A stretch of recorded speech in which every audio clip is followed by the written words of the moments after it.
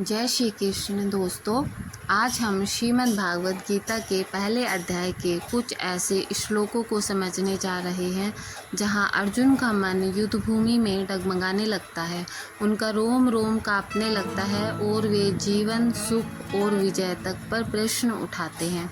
आइए जानते हैं अर्जुन के इस भावनात्मक क्षण में क्या हो रहा था और इससे हमें क्या सीख मिलती है। आज हम श्रीमद् भागवत गीता के अध्याय 1 के श्लोक 29, 30, 31 और 32 के बारे में पढ़ेंगे। श्लोक 29।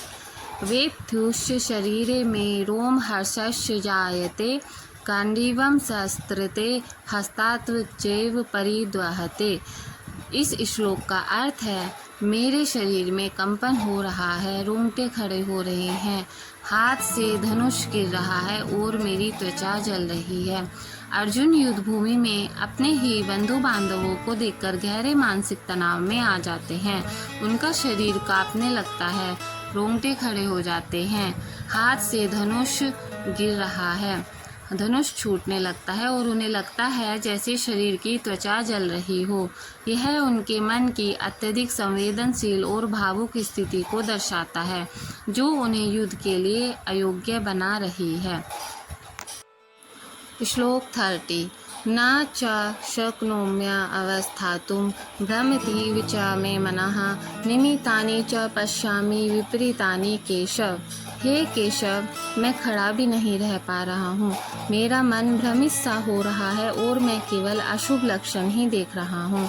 इस श्लोक में अर्जुन श्री कृष्ण से कहते हैं कि उनका मन इतना विचलित है कि वो स्थिर नहीं रह पा रहे, उन्हें सही और गलत का भी अंदाज़ा नहीं हो रहा और चारों ओर अपशगुन दिखाई दे रहे हैं। यह उनकी मानसिक दुर्बलता और मोह को दर्शाता है। श्लोक 31। न चाश्रेयो अनु पश्यामि हत्वा स्वजन्माहवे, न काडक्षे विजयं कृष्ण न च राज्यं सुखानि च।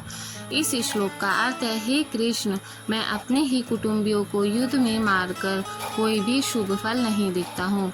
मुझे न तो राज्य की इच्छा है, न ही विजय की और न ही सुख की।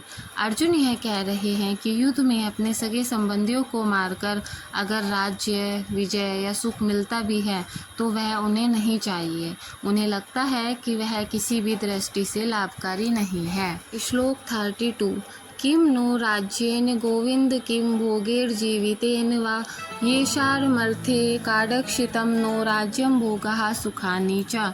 इस श्लोक का अर्थ है, हे गोविंद, हमारे लिए राज्य, भोग या जीवन का क्या मूल्य है जब वे लोग ही नहीं रहेंगे जिनके लिए हम इनकी कामना करते हैं।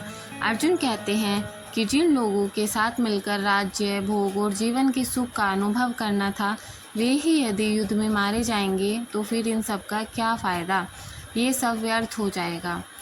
आइए अब हम इन सभी श्लोकों का अर्थ एक साथ समझते हैं। इन श्लोकों में अर्जुन का मानसिक और भावात्मक संघर्ष स्पष्ट रूप से दिखाई देता है। वह युद्ध भूमि में अपने स्वजनों को देखकर विचलित हो उठते हैं, उनका शरीर कांपने लगता है, मन भ्रमित हो जाता है और वे युद्ध से पीछे हटने की इच्छा व्यक्त करते हैं। राज्य, भोग और सुख उन्हें व्यर्थ लगने लगते हैं क्योंकि वे उन लोगों के बिना इन सब का कोई मूल्य नहीं समझते जिनके लिए ये सब कुछ चाहिए था। यह अर्जुन के जीवन का वह मोड़ है जहाँ से श्री कृष्ण का उपदेश शुरू होता है और वहीं से गीता का ज्ञान आरंभ होता है। राधे राधे।